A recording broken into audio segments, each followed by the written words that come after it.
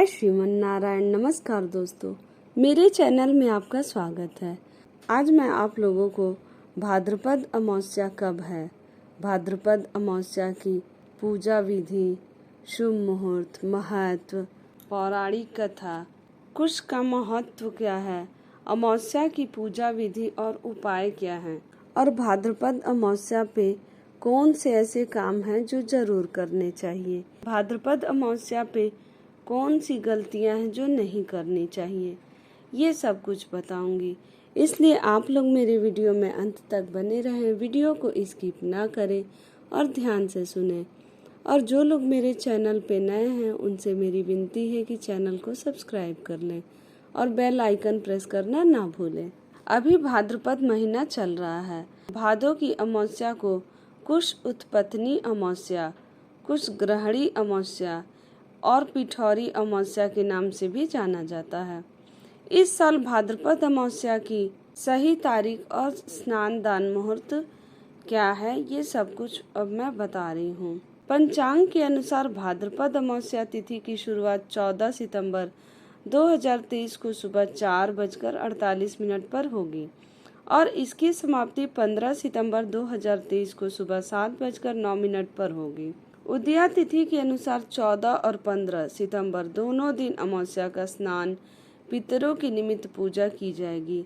इस दिन धर्म कर्म में इस्तेमाल होने वाली कुश घास साल भर के लिए इकट्ठा करने की परंपरा है। कुशा एकत्रित करने का काम 14 सितंबर को सूर्योदय के बाद करना उत्तम रहेगा। हिंदू धर्म में पितरों की शांति के लिए अमावस्या तिथि का श्राद्ध उत्तम माना गया है। इस दिन पूर्वजों के निमित्त तर्पण, दान, पूजा करने से 7 पीढ़ियों तक खुशहाली का आशीर्वाद मिलता है। काल सर्प दोष से मुक्ति पाने के लिए भी अमावस्या बहुत महत्वपूर्ण मानी जाती है। भाद्रपद अमावस्या पर पवित्र नदी में स्नान दान के अलावा कुशा घास जरूर एकत्रित करें। कुश देवताओं और पितर देवों के पूजन कर्म के लिए श्रेष्ठ होती है। मान्यता है कि ये कुशा साल भर में पूजा पाठ, पितरों के श्राद्ध कर्म में इस्तेमाल की जाए तो समस्त कार्य बिना विघ्न के पूरे हो जाते हैं। कुशा घास की अंगूठी पहनकर श्राद्ध कर्म करने से पूर्वजों की आत्मा को तृप्ति मिलती है। इसे बहुत पवित्र माना गया है। कुश के आसन पर बैठकर पूजा करने से देवी देवता जल्द पूजा स्वीकार करते हैं। अब मैं आप लोगों को कुश का महत्व बताऊंगी। शास्त्रों के अनुसार माना जाता है कि कुश की उत्पत्ति भगवान विष्णु की रोम से हुआ है। कुश का मूल ब्रह्मा, मध्य में विष्णु और अग्रभाग में शिव का वास होता है। इसी कारण तुलसी की तरह कुश भी कभी बासी नहीं होता है। अब मैं आप लोगों को अमावस्या की पूजा विधि और उपाय के बारे में बता रही हूँ। भाद्रपद मास की अमावस्या के दिन सूर्योदय से पहले उठकर यदि संभव हो तो किसी नदी में अथवा अपने घर में स्नान ध्यान करें। इसके बाद प्रत्यक्ष देवता भगवान सूर्य देव को अर्घ्य दें और पितरों के निमित्त तर्पण एवं पिंड दान करें। यदि आपकी कुंडली में शनि दोष या फिर काल सर्प दोष हो तो आपको भाद्रपद मास की अमावस्या पर विशेष पूजा करनी चाहिए। मान्यता है कि अमावस्या के दिन पीपल की पेड़ के नीचे तेल का दिया जलाने से शनि दोष दूर होता है।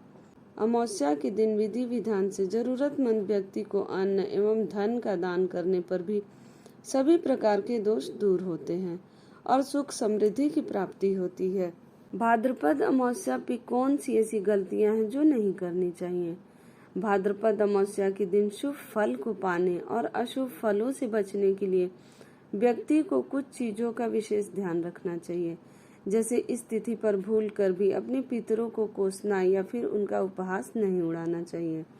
अमावस्या के दिन व्यक्ति को भूल कर भी मांस, मदिरा आदि तामसिक चीजों का सेवन नहीं करना चाहिए। इस दिन लोगों के साथ लड़ाई झगड़ा करने से भी बचना चाहिए। अमावस्या के दिन किसी सुनसान जगह पर जाने से भी बचना चाहिए। पिठौरी अमावस्या के दिन आटा गूंथकर माँ दुर्गा सहित 64 देवियों की आटे से मूर्ति बनाकर महिलाएं व्रत रखकर उनका पूजन करती हैं। इस दिन आटे से बनी देवियों की पूजा होने के कारण ही यह दिन पिठौरी अमावस्या के भी नाम से जाना जाता है। भाद्रपद अमावस्या के दिन सुहागिनें व्रत रखकर भगवान भोलेनाथ और देवी दुर्गा का पूजन करती हैं। यह दिन पितरों की तृप्ति, पिंडदान, तर्पण और वंश वृद्धि के लिए अत्यधिक महत्वपूर्ण माना जाता है। अमावस्या की शाम पीपल के पेड़ के नीचे सरसों के तेल का दिया लगाने और पितरों का स्मरण और शिव जी और शनि देव की आराधना करने से जीवन में चारों तरफ से लाभ मिलता है। अब मैं आप लोगों को पिठौरी अमावस्या या भाद्रपद अमावस्या की कथा सुना रही हूँ। बोलो जय श्रीमन नारायण। इस अमावस्या की व्रत की कथा के अनुसार बहुत समय पहले की बात है। एक परिवार में 7 भाई थे। सभी का विवाह हो चुका था। सबके छोटे छोटे बच्चे भी थे। परिवार की सलामती के लिए 7 भाइयों की पत्नी पिठौरी अमावस्या का व्रत रखना चाहती थी। लेकिन जब पहले साल बड़े भाई की पत्नी ने व्रत रखा तो उनके बेटे की मृत्यु हो गई। दूसरे साल फिर एक और बेटे की मृत्यु हो गई। 7वें साल भी ऐसा ही हुआ। तब बड़े भाई की पत्नी ने इस बार अपने मृत पुत्र का शव कहीं छिपा दिया। गांव की कुल देवी माँ पोलेरम्मा उस समय गांव के लोगों की रक्षा के लिए पहरा दे रही थी। उन्होंने जब इस दुखी माँ को देखा तो वजह जाननी चाहिए। तब बड़े भाई की पत्नी ने सारा किस्सा देवी को सुनाया तो देवी को उस पर दया आ गई। देवी ने उस दुखी माँ से कहा कि वह उन सभी स्थानों पर हल्दी छिड़क दे जहाँ जहाँ उनके बेटों का अंतिम संस्कार हुआ है। तब बड़े भाई की पत्नी ने ऐसा ही किया। जब वह घर लौटी तो 7 पुत्र को जीवित देख उसकी खुशी का ठिकाना न रहा। तभी से उस गांव की हर माता अपने संतान की लंबी उम्र की कामना से पिठौरी अमावस्या का व्रत करने लगी। आज के दिन यह कथा अवश्य सुनी जाती है। उत्तर भारत में यह पर्व पिठौरी अमावस्या के नाम से माँ दुर्गा की आराधना के लिए जाना जाता है। वहीं दक्षिण भारत में यह त्योहार पोलाला अमावस्या के रूप में, जिन्हें माँ दुर्गा का ही एक रूप माना जाता है, उनकी पूजा अर्चना करने की मान्यता है। भाद्रपद अमावस्या की कथा सुनने मात्र से पितृ ऋण से मुक्ति मिलती है। अमावस्या को पितरों का दिन माना जाता है और शास्त्रों के अनुसार अमावस्या के दिन पितरों का तर्पण किया जाता है। अमावस्या के दिन गरीब लोगों को भोजन, अन्न, धन आदि दान दिया जाता है। ऐसा करने से आपके पितरों को शांति मिलती है और इसके साथ ही भाद्रपद माह की अमावस्या तिथि की कथा सुनने से भी आपको पितृ ऋण से मुक्ति मिलती है। बोलो जय श्रीमन नारायण।